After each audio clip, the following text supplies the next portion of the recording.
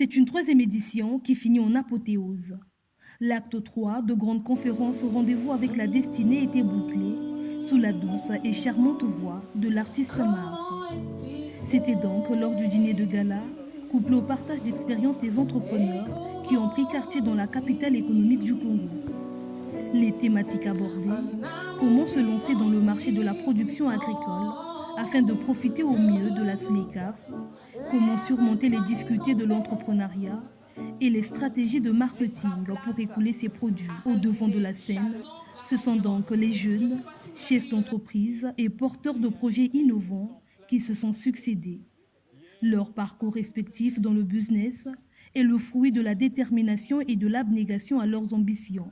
Des véritables succès story, pleins d'enseignements. Le problème, comme vous avez dit tout à l'heure, ça ne va pas profiter au Congo si nous, les acteurs qui sommes ici, nous ne puissions pas nous mettre ensemble pour pouvoir créer des blocs afin de pouvoir créer des opportunités pour pouvoir se préparer à cette arrivée-là.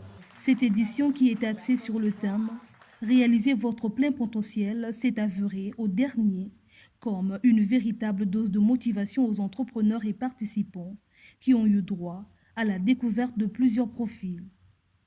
Les échanges interactifs ont été animés par Mélodie Boya, business coach et initiatrice de cette conférence. La meilleure façon d'espérer avoir une longue vie, c'est minimum d'avoir une vision sur 50 ans minimum. C'est-à-dire minimum, possible si on est en 2024, donc au moins jusqu'à 2064 là-bas, vous devez connaître votre vision au minimum jusqu'à 2064. Qu'est-ce que vous allez faire?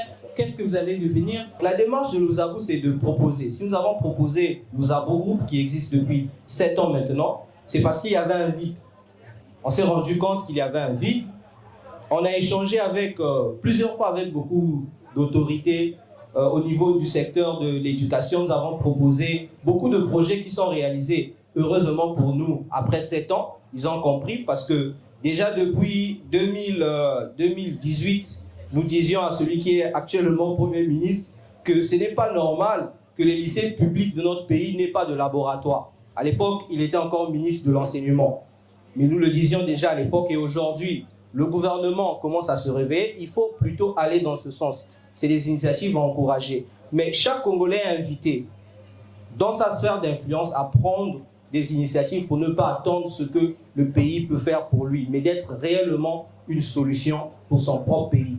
Entrepreneurs, ils œuvrent dans plusieurs secteurs en vue d'apporter leur pierre au développement du Congo. Top Tax International est spécialisé en conseil fiscal stratégique, ce que j'appelle de l'intelligence fiscale. Et nous, en tant que conseil, nous sommes là pour vous orienter sur comment pouvoir payer l'impôt et de la manière la plus juste.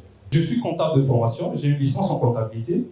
Et à l'époque, au moment où je crée Congoplast, j'étais employé dans une société de la place qui, je ne sais pas si vous savez, Cocopan Sokava. C'est une entreprise de panification et une autre, c'est deux entreprises. Une autre qui est de panification et une autre qui fait du vin. Et j'ai démissionné comme ça parce que je ne voulais plus, je ne me sentais plus à ma place et je me suis dit il faudrait que je lance quelque chose. Voilà, j'étais déjà impacté par la pollution plastique, je me suis dit il faudrait que je fasse quelque chose en fait. Et quand je lance Congoplast, tout de suite, dès que j'ai fait la première des choses, j'ai démissionné. Lorsqu'on me paye mon solde tout compte, c'était quelque chose de 1,4 million. Je commence déjà par aller m'enregistrer. Et je vous dis que je n'avais rien. Je n'avais totalement rien. Pas de bureau, rien. Et donc aujourd'hui, depuis 2020 jusqu'en 2024, Congoplast a été financé à fonds propres et par des subventions. La soirée fut donc un tremplin pour mettre en lumière les entrepreneurs tout en suscitant les vocations. Il faut toujours trouver de l'énergie pour se relever. Vous voyez, l'un des défis des entrepreneurs, c'est le manque de financement. Tous ceux qui se sont succédés aujourd'hui l'ont dit. Mais là aussi, c'est un défi qu'il faut pouvoir relever. J'ai fait face à ce défi. Lorsque, en 2018, j'envisageais entreprendre dans les années qui suivaient, je savais de l'expérience que je tirais des autres que les questions de financement étaient pénibles. J'ai dit à des amis que vous nous montrez le chemin pour construire des business plans, c'est bon, mais ça ne marche pas en Afrique, pas au Congo. Cet exercice s'est illustré comme une véritable immersion dans le monde de la réussite, des parcours qui ont connu des hauts et des bas, mais qui ont su s'imposer et font l'écosystème entrepreneurial congolais. Donner aux participants les astuces susceptibles de réaliser son plein potentiel et le goût de s'engager dans l'entrepreneuriat, c'est la mission que s'est assignée Mélodie Boya à travers World Winner Academy. Cette conférence à Pointe-Noire aura été un véritable succès. Le rendez-vous est donc pris pour la 4e édition.